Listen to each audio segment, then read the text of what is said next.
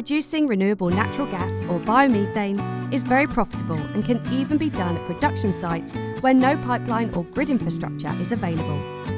Bright Biomethane's virtual pipeline technology is an ideal solution for these production sites.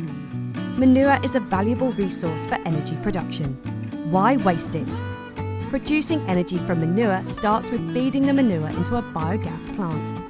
The biogas plant anaerobic digests the manure and produces biogas. The produced biogas does not yet have the desired methane content. Therefore, the produced biogas flows to the PurePack biogas upgrading system. The PurePack upgrades the biogas using membrane technology to biomethane with natural gas quality. The biomethane is transferred into a tank and is then transported by road.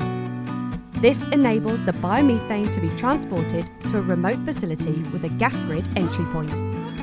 The biomethane has reached its destination, where it can be used for cooking, heating and CNG fuel.